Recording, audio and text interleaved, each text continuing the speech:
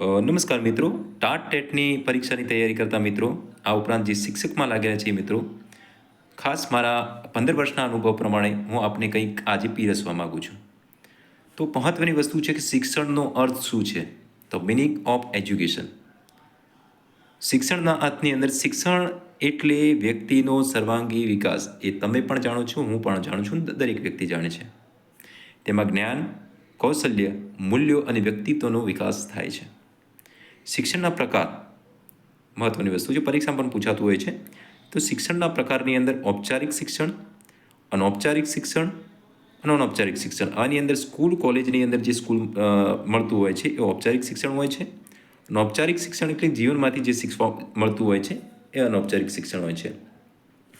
મહત્વની વસ્તુ તમને જણાવું કે શિક્ષણના સિદ્ધાંતો પ્રિન્સિપલ ઓફ ટીચિંગ, તો એની અંદર સરળ અને કઠિન, જાણીતીથી અજાણી, ચોક્કસથી સામાન્ય અને કરવાથી શીખવું, આ શિક્ષણના સિદ્ધાંતો છે.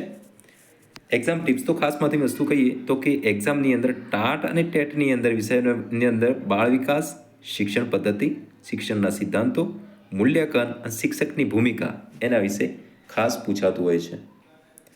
હવે જાણીએ કે બાળ કેન્દ્રિત શિક્ષણની અંદર શિક્ષણમાં બાળક મુખ્ય કેન્દ્ર હોય છે. શિક્ષણમાં બાળક મુખ્ય કેન્દ્ર હોય છે. શિક્ષક માર્ગદર્શક તરીકે કામ કરે છે.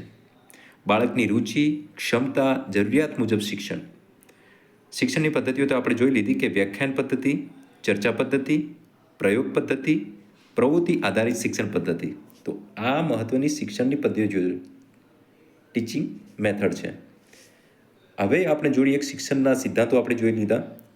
હવે આપણે જોઈશું, હવે હું તમને એક મસ્ત મહત્વનો પ્રશ્ન પૂછવા માગું છું કે ગુજરાતમાં ટાટ ટેટની શરૂઆત કયા વર્ષમાં થઈ હતી? જેની તમે મને કમેન્ટ કરીને એની અંદર જણાવશો કે ગુજરાતમાં ટાટ ટેટની શરૂઆત કયા વર્ષની અંદર થઈ હતી. હવે થોડા પ્રશ્નો આપણે પૂછી લો એના જવાબો સાથે. તો બાળકને શીખવામાં સૌથી મહત્વનું તત્વ કયું હોય છે? બાળકને શીખવામાં સૌથી મહત્વનું તત્વ કયું હોય છે? તો એની અંદર સાચો જવાબ છે રુચિ. બાળકની રુચિ હોવી ખૂબ જરૂરી છે. બીજો પ્રશ્ન છે શિક્ષણનો મુખ્ય હેતુ શું છે? ઘણાને પ્રશ્ન થતો હોય છે કે શિક્ષણનો હેતુ શું હોય છે? તો એનો સાચો જવાબ છે વ્યક્તિનો સર્વાંગી વિકાસ એ શિક્ષણનો મહત્વનો ઉદ્દેશ હોય છે.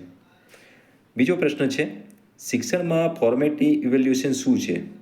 તો એનો સાચો જવાબ છે અભ્યાસ દરમિયાન થતું મૂલ્યાંકન.